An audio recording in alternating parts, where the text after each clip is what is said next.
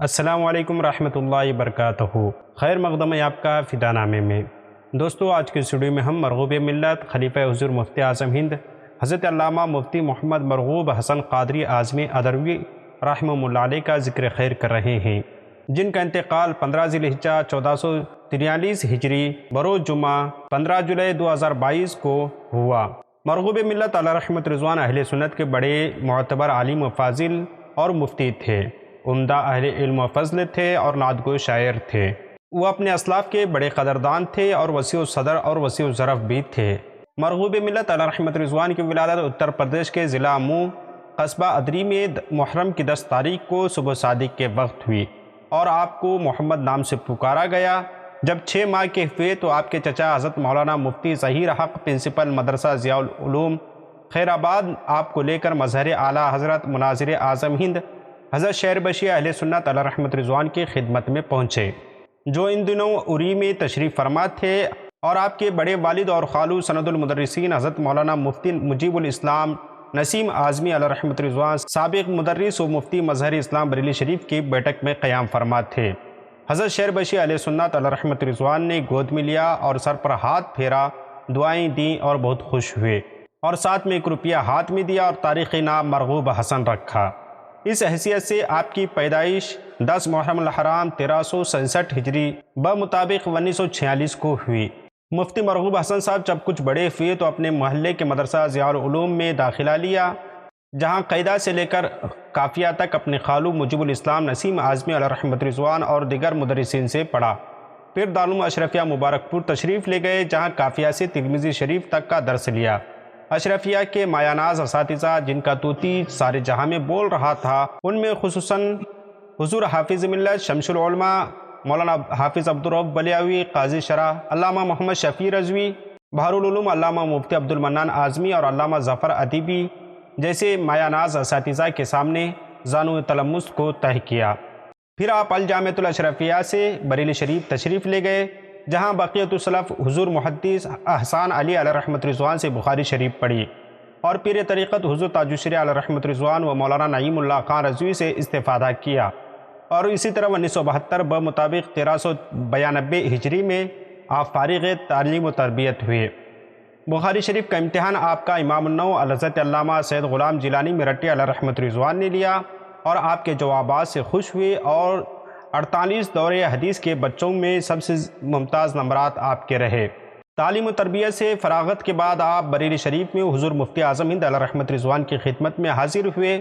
اس کے بعد دارالفتاح پہنچے تو قاضی عبدالرحیم بستوی علیہ رحمت رضوان و صاحبزادہ صدر الشریعہ مولانا بہال مصطفیٰ رضوی نے موقع کی نزاکت کا لحاظ رکھتے ہوئے بیسل پور بھیجا، جہاں آپ نے 3 سال تک زینت القراء قاری رضی اللہ صدیقی کے ہم رکابی میں رہے، اور اس کے بعد اچانک 1975 بمطابق 1395 ہجری میں ادری کی سرزمین پر شاطم رسول پالن حقانی و دہقانی کی نحوست کی وجہ سے ادری کے وہابیوں نے سر ابھارا تو سنی وہابی فساد ہوا، جہاں کئی زخمیوں کے بیچ آپ کے والد صاحب جناب منظور حسن مرحوم کو بھی کافی ضربیں لگی، اور لوگ بنارس اٹھا کر لے گئے، جہاں آپ واصل بحق ہو گئے۔ اس وقت آپ بیسل پور ہی میں تشریف فرما تھے۔ سال ختم کرنے کے بعد پھر دور رہنا مشکل ہو گیا، لہٰذا آپ ملک کی مشہور درسگاہ جامعہ فاروقیہ بنارس تشریف لے گئے، جہاں پر 6 سال مستقل مستعدی کے ساتھ کام کرتے رہے۔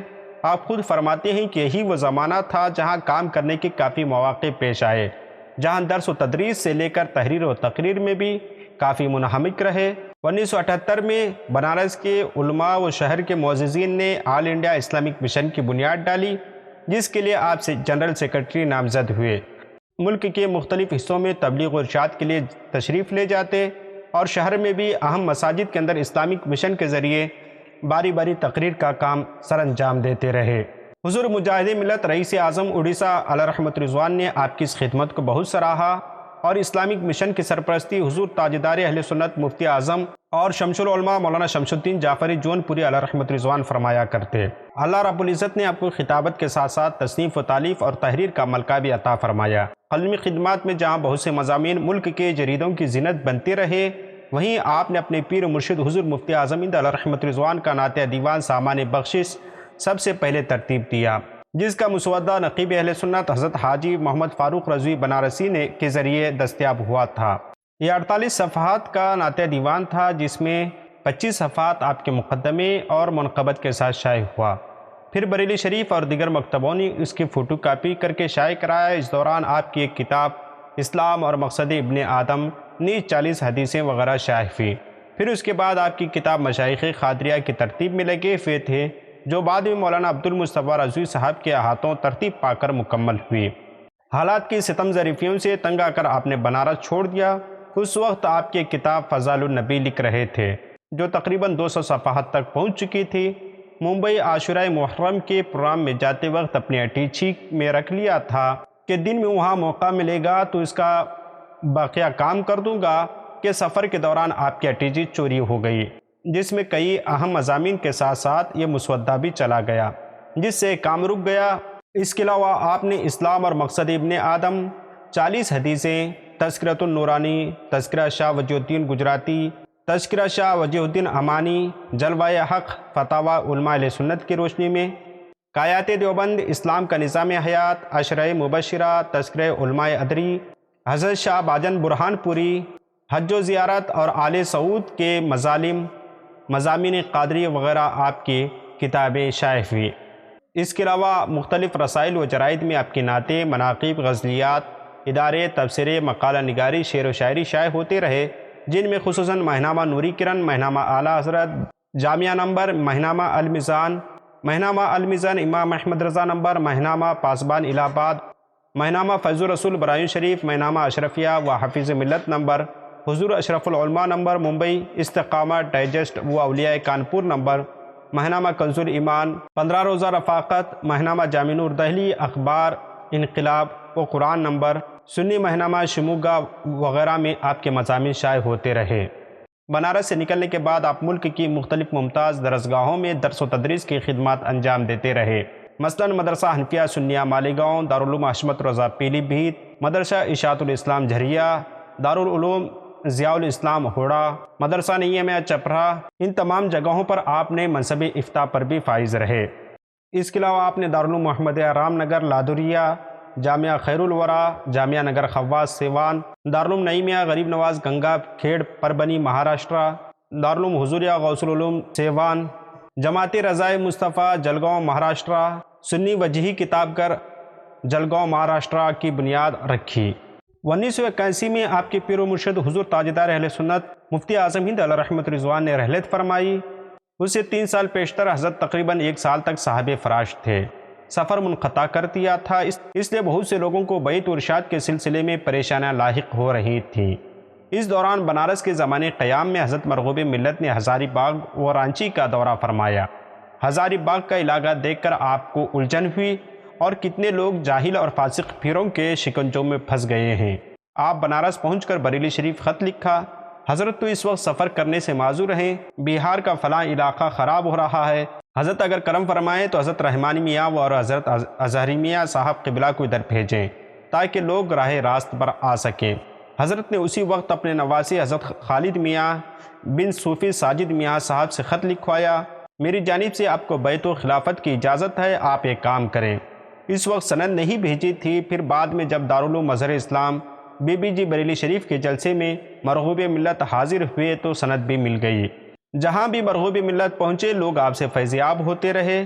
آپ کی زندگی کا ایک اہم باب وہ بھی ہے جبکہ قسمت سے آپ ایک بار رمضان المبارک میں 1 ماہ کے قیام کے لیے رام نگر قصبہ لار ضلع دوریا پہنچے۔